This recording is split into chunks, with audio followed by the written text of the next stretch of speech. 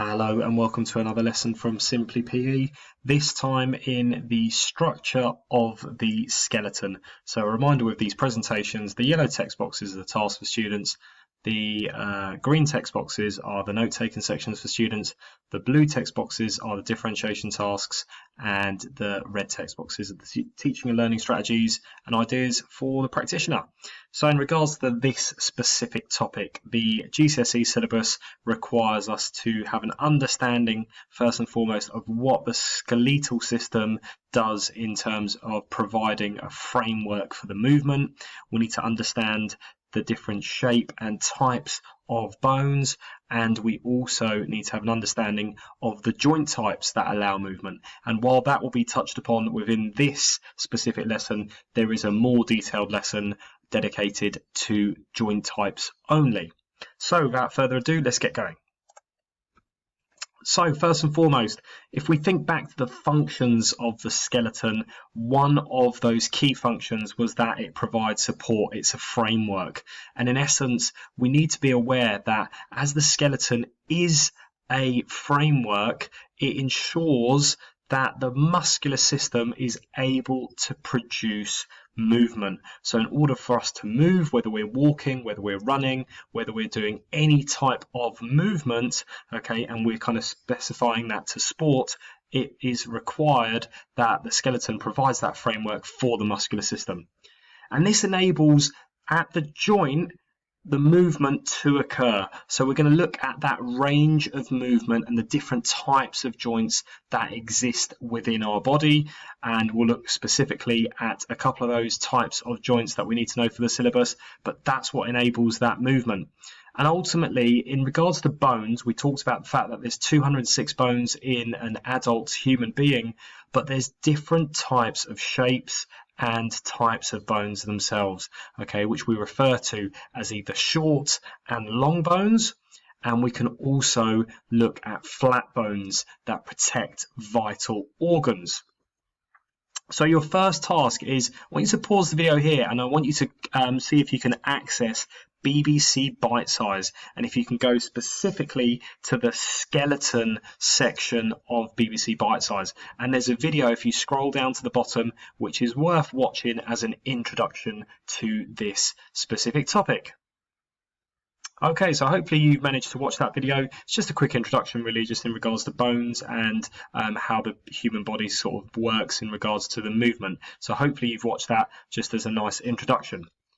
So if we look at that skeleton function, okay, the skeletal function, it obviously offers the different types of joints, okay, which allow obviously different types of movement to occur. So we're going to look at those different types of movements. So for the GCSE syllabus, you need to be able to be aware of keywords such as extension and flexion, abduction, adduction and circumduction, okay, where we're looking specifically at rotation, okay, and then we'll also have to look in more detail at plantar flexion and dorsiflexion, but we'll look at that in a later date.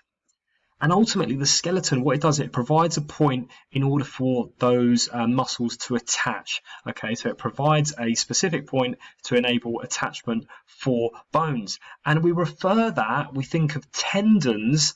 Tendons are what attaches bones to the skeleton, okay, so that's a key word that we need to know there. It's not written down here, it'll be on a later lesson, but you might want to provide it in your notes. Tendons are what enable us to attach muscles to the skeleton.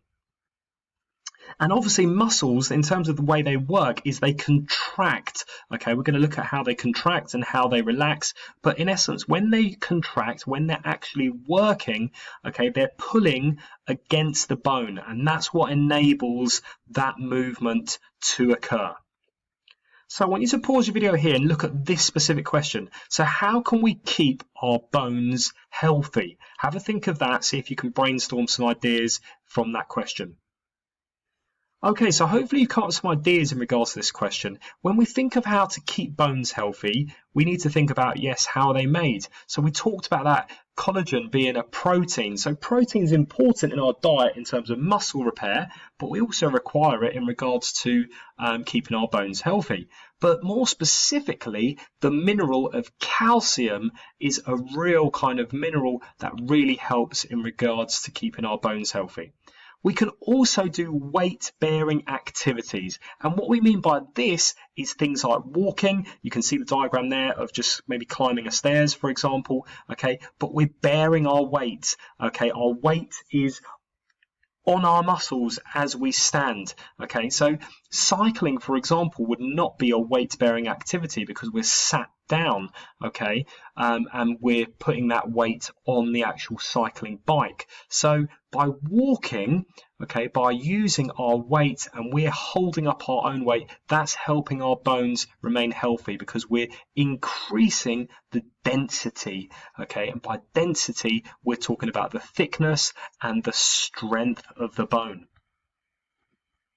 So when we look at specifically the type of bones, okay, we need to know the different types of bones that exist. So the first one is short. Okay, by this we're talking short bones. They're kind of cube shaped, okay, and they provide fine muscle movements. So those real refined movements, okay, those small, tiny movements that might occur in terms of sporting actions or any type of actions. And we'll come back to looking at fine muscle movements shortly.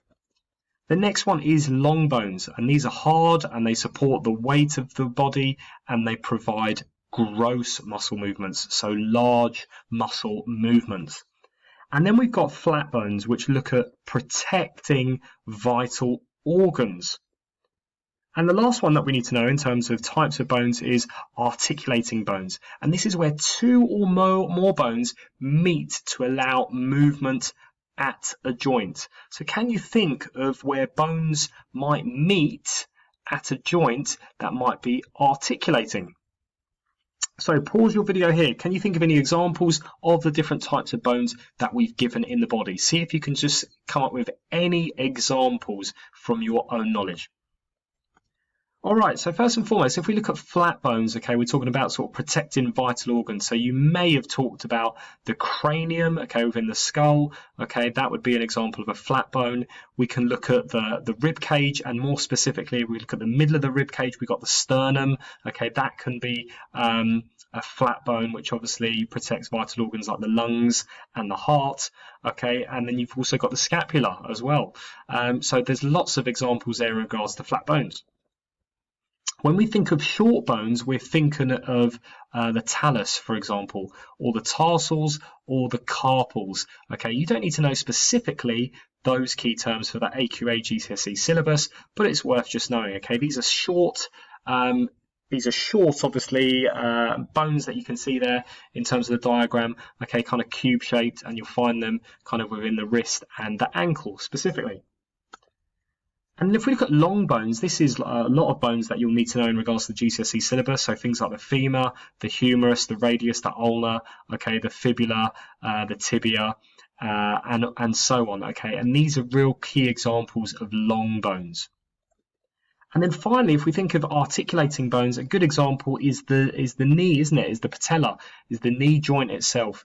Okay, here we've got a prime example of where we have the patella bone, okay, which is the kneecap, but we also have the thigh bone, which is the femur, okay, which is adjoining to the tibia, okay, which is the kind of the shin bone. So there we've got three sort of bones coming together, don't we, to formulate that knee joint. Okay, so if we think of the types of joints, as I said before, we'll be going through this in much more detail in the lesson on the types of joints. But for your reference, obviously a joint is where two or more bones obviously meet at a specific place. And the type of joints that you need to be aware of is first and foremost the synovial joint, okay, which refers to 6 movable joints in the body, okay, and there are 6 in total, but we only need to know 2 for the GCSE AQA syllabus. The first one is a hinge joint and the second one is a ball and socket joint, and you can see there in the diagrams on the right hand side an example of a hinge joint, okay, where we've got the humerus So the upper bone in the arm, okay, being attached to the radius and the ulna, okay, and that is obviously a hinge joint within the elbow. And then we've got a ball and socket, okay, and this will be at the shoulder, okay. This would be an example of a ball and socket joint, okay, and this might provide movements such as flexion, extension, abduction, adduction, and circumduction. So at the ball joint, there's lots of different types of movement. If we think of the elbow joint, okay, can we think of what type of movements required there? And that would be specifically flexion and extension. So can you think of any other examples of types of these bone types in your body? Just see if you can come up with some ideas. Okay. So let's move on and let's look at this question here. So again, pause the video and then see if you can answer this question. Explain the role of the skeletal system in producing movements of the body. Notice there it's worth 5 marks. Okay, so ensure you try and give 5 different reasons. Pause the video here. You've got some differentiation tasks if you want to use the sentence starters, and to try and challenge yourself, use those keywords on the right hand side. Okay, so hopefully you've come up with an answer. It'd be worth getting a green pen out now just to see whether you've got any of these examples. You can tick off on your mark scheme, or from the mark scheme, should I say, onto your examination answer. If not, you might want to add it into your answer. Okay, so one thing you could have mentioned is about the fact that the skeletal system allows movement at a joint. That would have scored you 1 point. Okay, 1 mark. You can also mention about the different types of bones. So short bones providing those fine controlled movements, so small tiny movements, whereas long bones enable those big muscle movements to occur. Okay, that would have got you another mark. You could have mentioned about the fact that different joint types allow different types of movement. So remember, we talked about the hinge joint being extension and flexion, whereas a ball and socket provides more movement. Okay, and that's the 4th point down. You can see in regards to flexion, extension, abduction, adduction, and circular motion, which we refer to as circumduction. So that would have been another point for you, and then the last couple of points there, the skeletal or the skeleton basically provides a point of attachment for muscles. You may have mentioned about the fact that tendons are the example of muscles being attached to the framework of the skeleton, and then you could have also mentioned that muscles, when they contract, when they work, okay, they pull at the bone, and that's what provides that movement. And finally, in terms of practitioners, in terms of teaching and learning strategies, so obviously examination question is really important in regards to this section, just to make sure that the students are familiar and aware of how to answer these type of questions. Use things like Kahoot, a good software platform that can help in regards to solidifying, even through multiple choice, the locations of the bones, which type of bones, you know, are created to represent a specific joint. Okay, just to get them familiar with a bit of AO1 in terms of knowledge, and then providing examples in terms of AO2.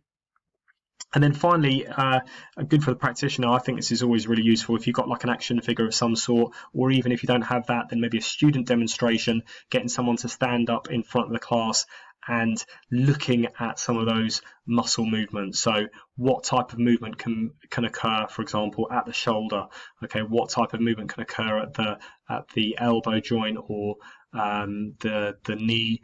Okay, and those examples, if we can see that visually, and why, for example, certain movement is restricted, okay, within those joints. Okay, just to make the topic a bit clearer visually for the students. Okay, so best of luck with this task, best of luck with this topic, feel free to go back and look at anything, and I'll see you on the next screencast.